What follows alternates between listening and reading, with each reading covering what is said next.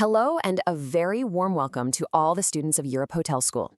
I'm going to be your guide as we walk through this playbook on launching a hotel's media presence.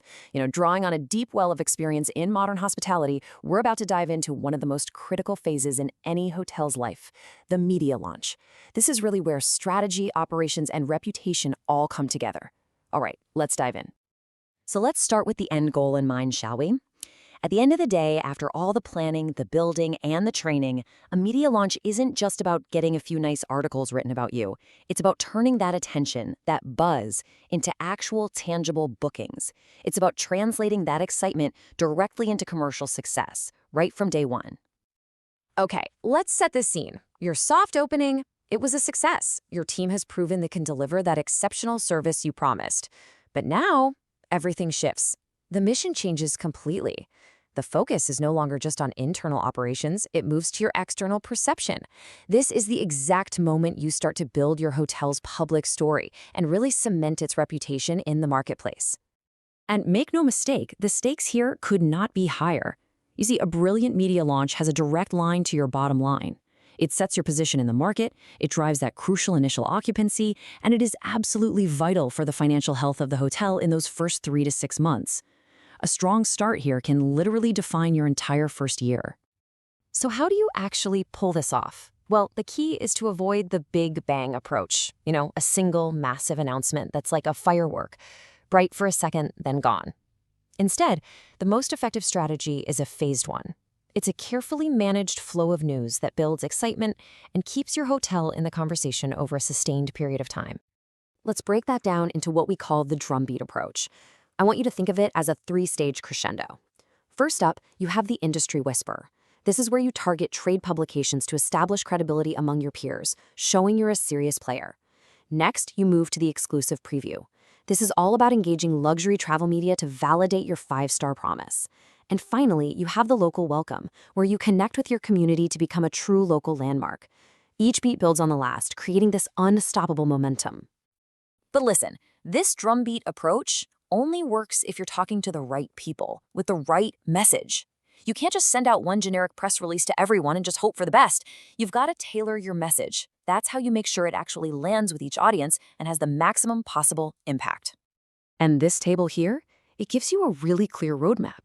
So for trade and industry media, you're talking business, things like key executive hires, your innovative design concepts, the new tech you're using. Then for the luxury and travel writers, well, now you're selling the dream. The signature restaurants, the spa concepts, those unique services they won't find anywhere else. And for your local press, you focus on community, your architectural significance, your local impact, and how your restaurants and bars are going to be the new neighborhood hotspots. See, every single message is built for a specific purpose.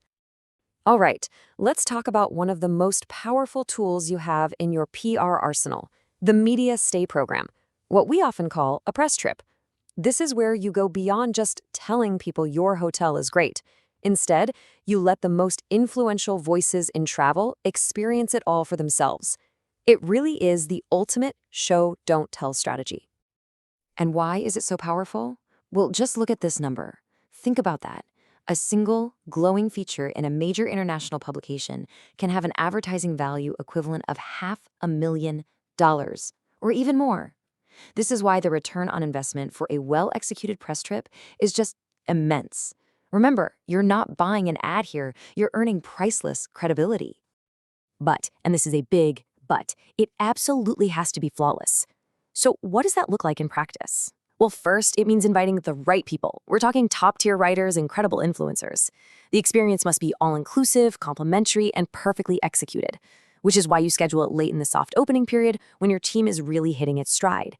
And always, always remember, the goal isn't to fill rooms, it's to generate high-quality coverage. One great story is worth so much more than a dozen mediocre mentions. Now, holding all of this together, the press releases, the media stays, all of it, has to be a strong, clear story. But it's not just about the story you want to tell. You also have to be ready for the stories you don't want. This is about being both proactive with your narrative and protective of your brand. So the proactive part kicks off with your unique selling proposition, your USP. What is that one thing, that single, unforgettable idea that makes your hotel stand out? Is it your groundbreaking sustainable design? A world-renowned celebrity chef? Maybe it's some kind of unparalleled technology.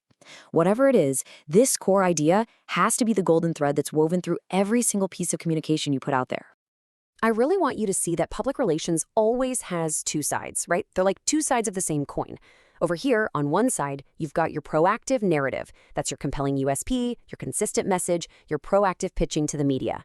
But just as important, over on the other side, you have to have a protective response ready to go, a pre-approved plan that enables swift, transparent action to protect the brand you're working so hard to build. And I can't stress this enough. Preparation is everything.